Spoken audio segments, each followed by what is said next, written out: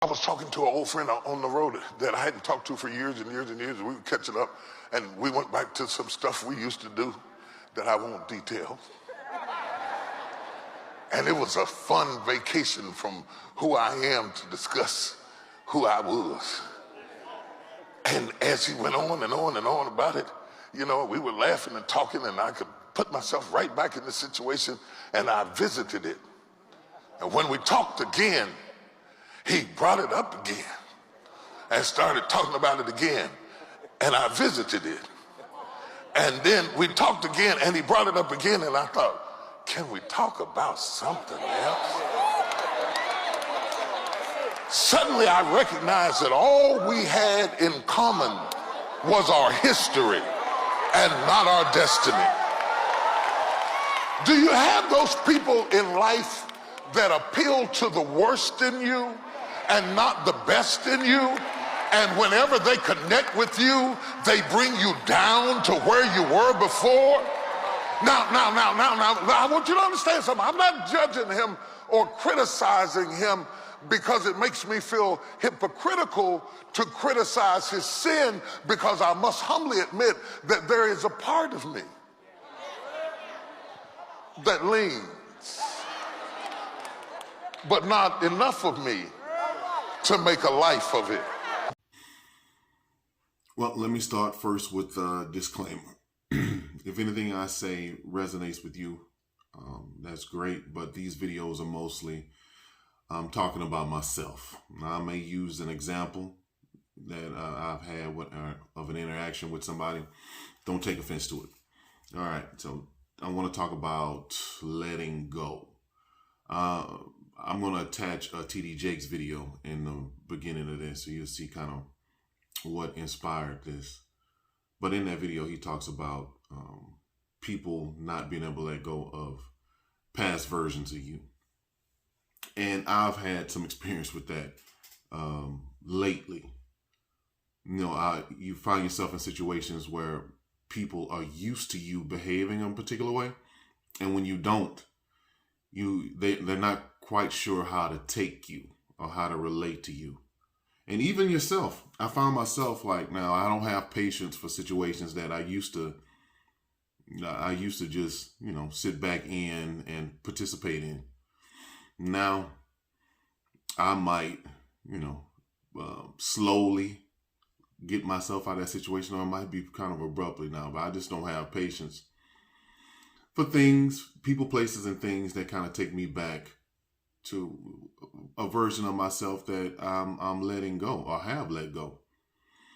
I don't see any reason to sit around and talk about things that aren't really important to me, things that don't resonate with me,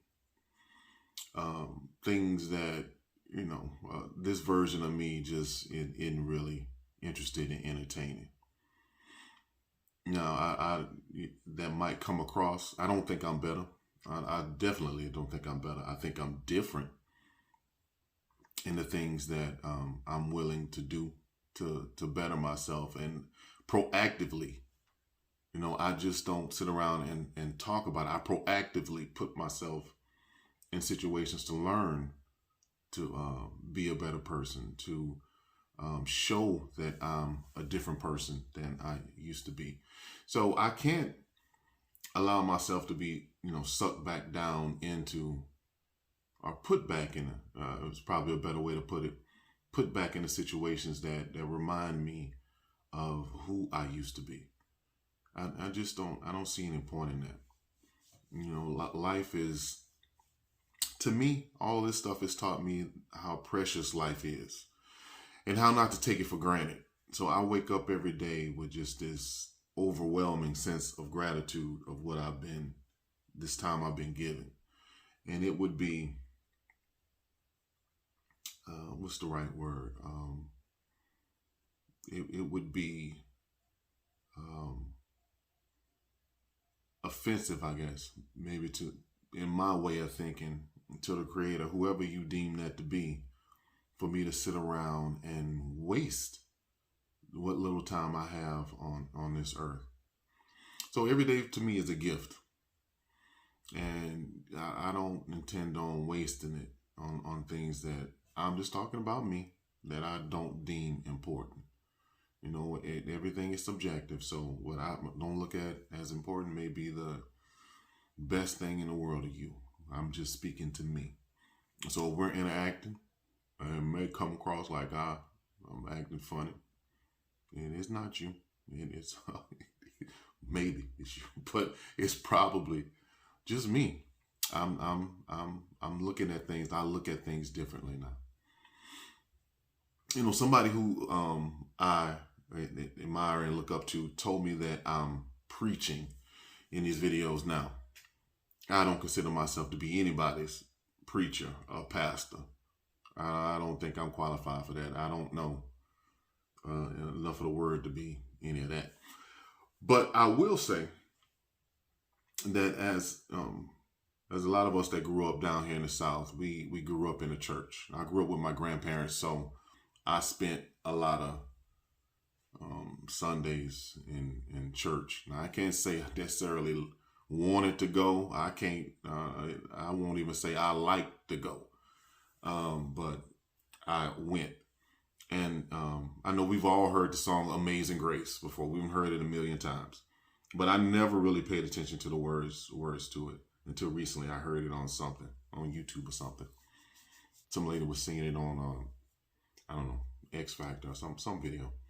But anyway, the verse that stands out to me is "I was blind, but now I see," and that's really come to mean a lot to me lately, because now I look at things that I saw them, but I didn't see them before. And so there's intentionality about the way I act now. There's an intentionality about the things that I do to create the life that I want to create going forward. I'm not sure quite how much time I have left. I know I speak on that a lot, but that's how I think now. And so it creates an urgency in me to do the things that I enjoy, and do the things that best serve me. And by serving me, it fills my cup so I can be of service, because I think that's why I was put here. That is my purpose, to serve. And so if I'm putting myself in situations that don't serve me, I can't be of service to others. So by me helping me and doing the things that I need to do, I'm able to be of service to others, which is, I think, my purpose for being here. And so, like I was saying, that song, it means a lot. Or at least that verse means a lot to me, because my eyes are open. I hate that term woke. I don't really subscribe to that, but I definitely believe that I am looking at life a lot different now. I think the average lifespan for a black man is somewhere around 77 to 80. And so I'm over halfway there. So I don't have time for things that don't best serve my ultimate purpose in this life, that take me off of my path. So if I seem like I'm coming across funny, maybe I am, but that's it's the urgency I have to get the things done that I want to get done before my time is up here. And so I think that's probably a good way for all of us to live.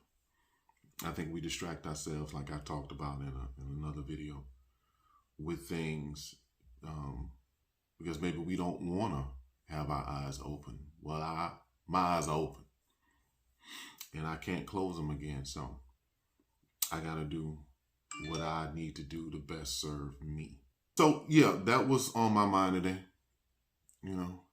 These videos are, I think, sometimes confessionals to me, and they're pretty cathartic, I think. So short and sweet today. I don't know, I might crank out another one of these later on, but that's it. Talk to you later.